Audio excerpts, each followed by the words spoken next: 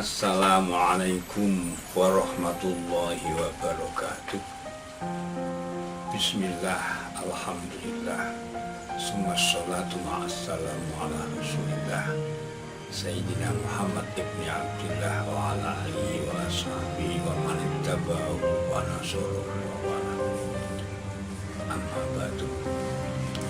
Qala ta'ala fi kitabihil karim wa bi hidayati hadatina.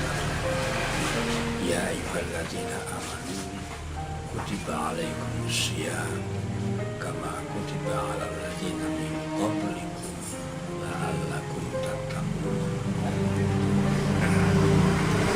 Para pendengar yang dirahmati Allah, perkenankanlah dalam kesempatan yang singkat ini kami menyampaikan selamat ibadah Ramadan kepada para pendengar khususnya dan kepada siapa saja yang melaksanakan ibadah Ramadan pada bulan suci yang mulia ini.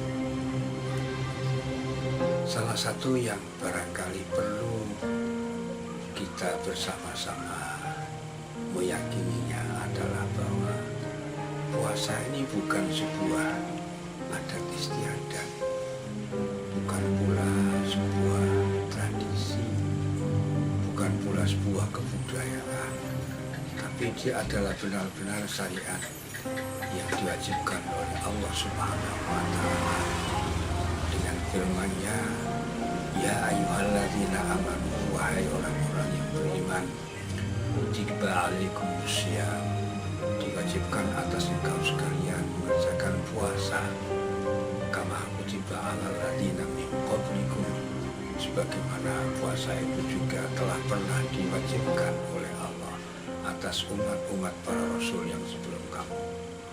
La'allakum tattaqun, mudah-mudahan dengan melaksanakan ibadah puasa itu kamu sekalian akan bisa menjadi hamba-hamba Allah yang bertakwa. Para pendengar yang dirahmati oleh Allah Subhanahu wa Ta'ala, tiap tahun kita menemukan bulan Ramadan ini, dan tiap tahun pula kita melaksanakan kewajiban ibadah puasa pada bulan Ramadan ini. Tampaknya puasa ini merupakan sebuah ibadah yang sedemikian sangat amat penting bagi kehidupan seorang ataupun seluruh umat manusia, sehingga kewajiban berpuasa ini tidak hanya diwajibkan kepada kita umat Nabi Muhammad SAW, tapi juga telah pernah diwajibkan kepada umat-umat para rasul sebelum Rasulullah SAW. Itulah yang dimasukkan kutiba alaikumusiyam kama kutiba alal ladzina min qablikum. Sasaran atau muara yang harus kita capai daripada ibadah Ramadan itu adalah kita akan bisa menjadi hamba Allah yang bertakwa kepada Allah Subhanahu wa Ta'ala. Allahumma amin. Sebagaimana kita yang ketahui bersama bahwa Allah menciptakan manusia ini dengan mempunyai kekuatan batin yang dikenal dengan akal dan nafsu, di mana dengan akal manusia bisa memilah dan memilih, yang akhirnya semakin usia manusia ini bertambah, maka manusia mempunyai peradaban, sehingga terciptalah kehidupan yang sangat semakin maju sebagaimana kita saksikan. Tapi jangan lupa bahwa manusia juga diciptakan oleh Allah Subhanahu wa Ta'ala, mempunyai nafsu, di mana dengan nafsu itulah manusia berkehendak untuk melaksanakan apa saja yang dikehendakinya. Akal berperan memilah dan memilih, dan kemudian memutuskan untuk melakukan perbuatan apa yang diperlukan. Sehingga dengan akal itulah manusia menjadi berbudaya, manusia menjadi berperadaban. Tidak seperti binatang. Kita contohkan aja kambing. Dari zaman dahulu kala sampai sekarang ini, kambing hanya bisa bersuara mengembek, memanggil juga dia mengembek, marah juga mengembek, dan seterusnya hanya mengembek itu. Sedangkan manusia jauh, terus maju dan semakin maju karena dia mempunyai akal.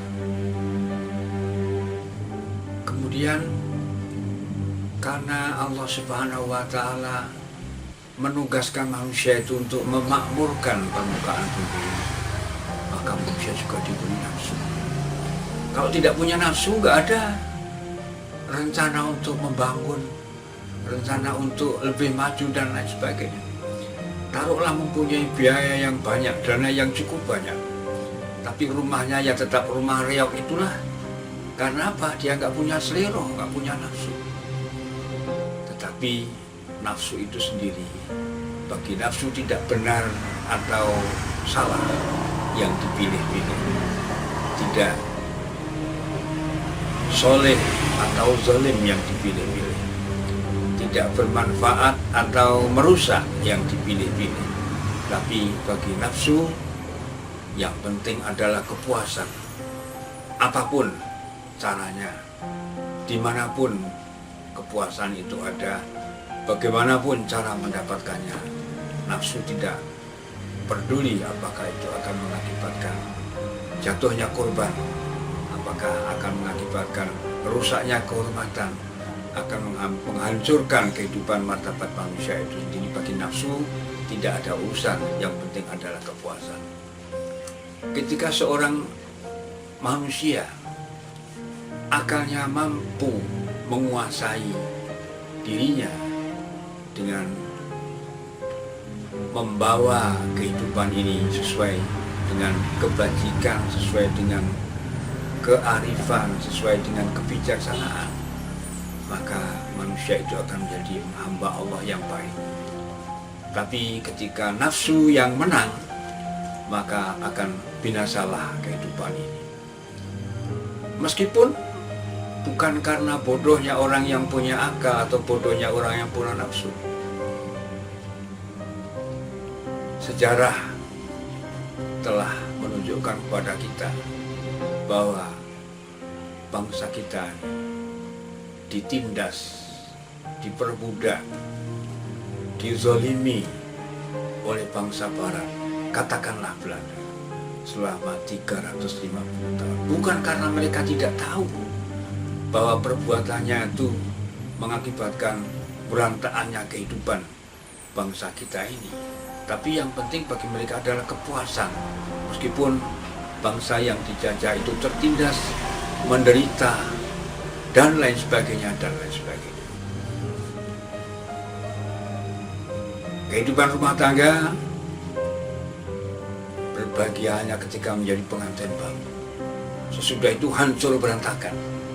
Ada juga bukan karena istrinya menjadi tidak cantik lagi, atau suaminya bukan tidak menjadi ganteng lagi, tapi adalah sekali lagi karena nafsu yang berkuasa. Baik nafsu itu menguasai seorang laki-laki ataupun nafsu itu menguasai seorang perempuan. Terjadinya perpecahan dalam sebuah bangsa, perebutan kekuasaan yang akhirnya menghancur berantakan kehidupan bangsa ini adalah itu semuanya karena nafsu yang menguasai tokoh-tokoh masyarakatnya dan kemudian tokoh-tokoh bangsanya. Tidak terhitung jumlah yang menjadi korbannya. Oleh sebab itu, maka Allah Subhanahu wa Ta'ala yang maha bijaksana, yang maha mengetahui rahasia kehidupan daripada manusia ini, maka Allah Subhanahu wa Ta'ala memberikan syariat yang dengan syariat tersebut manusia berusaha dengan sekuat tenaga agar nafsunya bisa dikendalikan. Atas perhatiannya diaturkan terima kasih, dan semoga yang singkat ini bisa bermanfaat. Wallahul muwaffiq ila aqwamit thoriq. Wassalamualaikum warahmatullahi wabarakatuh.